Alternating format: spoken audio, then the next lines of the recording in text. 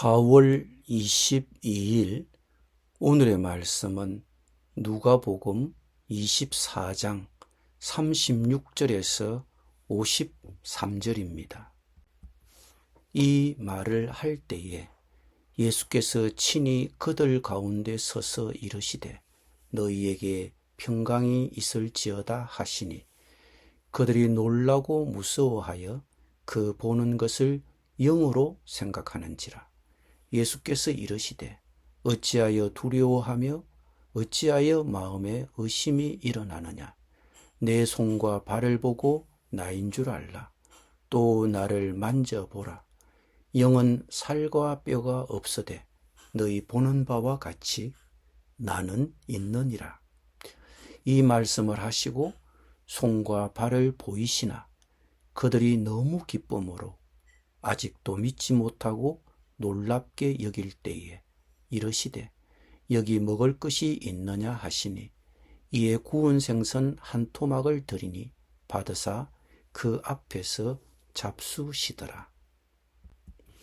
또 이르시되 내가 너희와 함께 있을 때에 너희에게 말한 바 곧 모세의 율법과 선지자의 글과 시편에 나를 가리켜 기록된 모든 것이 이루어져야 하리라 한 말이 이것이라 하시고 이에 그들의 마음을 열어 성경을 깨닫게 하시고 또 이르시되 이같이 그리스도가 고난을 받고 제3일에 죽은 자 가운데서 살아날 것과 또 그의 이름으로 제사함을 받게 하는 회개가 예루살렘에서 시작하여 모든 족속에게 전파될 것이 기록되었으니 너희는 이 모든 일의 증인이라.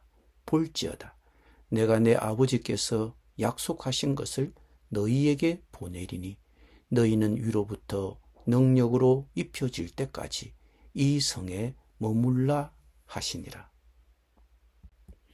예수께서 그들을 데리고 베다니 앞까지 나가사 손을 들어 그들에게 축복하시더니 축복하실 때에 그들을 떠나 하늘로 올려지시니 그들이 그에게 경배하고 큰 기쁨으로 예루살렘에 돌아가 늘 성전에서 하나님을 찬송하니라.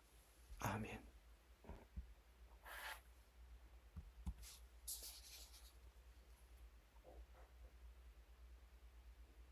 이제 누가복음 이야기의 마지막에 이르렀습니다. 누가는 오늘 두 가지 문제를 우리에게 제시할 것입니다. 첫째는 부활하신 예수님은 어떤 몸을 지니셨을까? 둘째는 그러면 예수님이 죽으셨다가 다시 사신 목적이 무엇인가? 우리는 이 두 가지 사실을 부활하신 예수님과 제자들이 나눈 마지막 대화를 통해서 확인할 수 있을 것입니다. 부활하신 예수님은 어떤 몸을 지니셨을까요? 어떻게 이런 일이 가능할까요? 물론 우리의 생각과 상상력으로는 이해하기 어렵습니다. 부활이란 것은 상식을 뛰어넘는 사건이기 때문입니다. 그러므로 예수님의 제자들이 의문을 가졌다고 해서 이상할 일은 없는 것입니다. 예수님이 제자들을 찾아오셨을 때 집의 문이 닫혀 있었습니다. 문이 닫힌 상태에서 문을 열지 않고 예수님이 바로 들어오셨습니다. 제자들이 이야기를 하고 있을 때에 예수께서 몸소 그들 가운데 들어서서 말씀하셨습니다. 너희에게 평화가 있어라. 이것이 제자들이 예수님의 부활에서 발견한 첫 번째 변화입니다. 예수님의 부활하신 몸은 시공간의 제약을 받지 않으셨습니다. 부활하신 몸은 예전의 몸과는 달랐습니다. 제자들을 찾아오신 예수님의 인사는 너희에게 평화가 있어라. 이것은 유대인이 흔히 쓰는 인사말입니다. 샬롬입니다. 지금 제자들은 그렇게 마음이 편안하지 못합니다. 제자들에게는 두려움과 실망이 있습니다. 예수님이 십자가에서 처형되었으니 예수님을 따르던 그들에게 어떤 일이 닥칠지 알 수 없습니다. 그렇게 믿고 따랐던 예수님이 아무런 비전을 제시하지 못한 채 허무한 죽음으로 끝났습니다. 그러니 그들에게는 두려움과 함께 실망이 있었던 것입니다. 그런 그들에게 예수님이 찾아오셔서 평강을 기원했습니다. 그냥 단순한 인사치레의 평안이라기보다는 두려워하지 말라는 격려와 부활하신 자신을 믿으라는 확신을 주시는 인사였습니다. 닫힌 문을 통과하여 나타나셔서 이런 인사를 하시는 예수님을 바라보는 제자들은 어떤 반응을 보였습니까? 그들은 놀라고 무서움에 사로잡혀서 유령을 보고 있는 줄로 생각했습니다.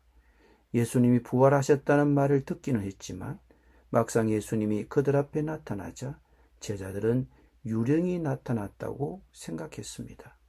사실 제자들이 그렇게 생각한 것은 무리가 아니었습니다. 마치 천사처럼 그들 앞에 나타났기 때문입니다. 그래서 예수님이 어떻게 하셨습니까? 예수께서는 그들에게 말씀하셨습니다. 어찌하여 너희는 당황하느냐? 어찌하여 마음에 의심을 품느냐? 내 손과 내 발을 보아라. 바로 나다. 나를 만져보아라. 유령은 살과 뼈가 없지만 너희가 보다시피 나는 살과 뼈가 있다. 이렇게 말씀하시고 예수님은 손과 발을 그들에게 보이셨습니다.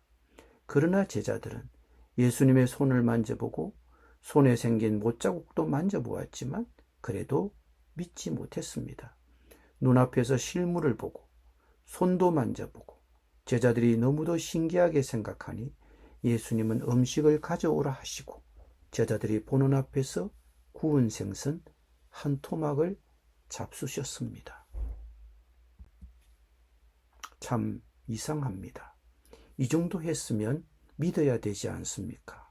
자신의 손에 못자국을 보여주시고 직접 손으로 만져보게도 하였지만 신기하게만 생각하고 있는 제자들에게 예수님은 또다시 성경에 기록된 자신의 이야기를 설명해 주셨습니다.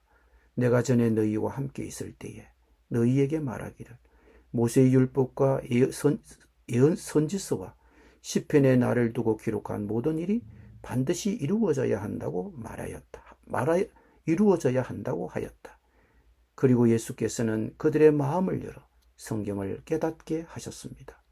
하나님께서 지금 말씀을 듣는 우리의 마음도 열어주시기를 소망합니다. 아무리 깨닫기 어려운 말씀이라도 마음을 열어주시면 성경을 깨닫게 됩니다.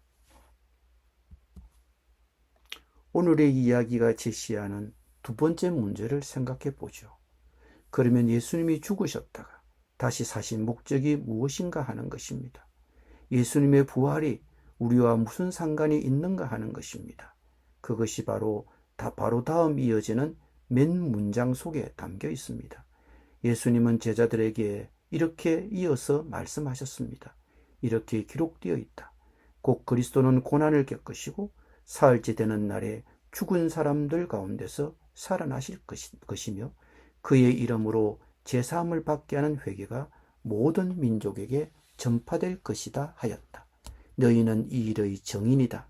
제 용서와 회개가 모든 민족에게 전파될 것이다. 여러분, 이것이 성경이 꿈꾸는 비전이고 이상입니다. 성경 66권의 모든 말씀이 이 문장에 압축되어 있습니다. 모든 민족이 하나님의 구원과 사랑을 수용하는 것이 하나님의 꿈입니다. 회개와 재용서는 예수님의 죽으심과 부활과 밀접한 관련이 있습니다.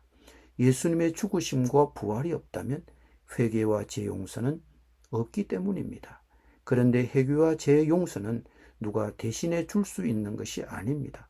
하나님 앞에서 개개인이 단독적으로 하셔야 합니다. 각 사람이 자신의 죄를 뉘우치고 돌아서서 예수님을 통한 하나님의 용서를 받아들여야만 합니다. 기도드립니다. 우리의 죄를 용서하시기 위해 십자가에 죽으신 주님, 그리고 부활하셔서 부활의 첫 열매가 되신 주님, 누구라도 이 예수님의 죽으심과 부활을 믿고 받아들여 구원 얻게 하여 주옵소서. 구원받고 부활에 이르는 은혜를 받게 하여 주옵소서. 예수님의 이름으로 기도드립니다.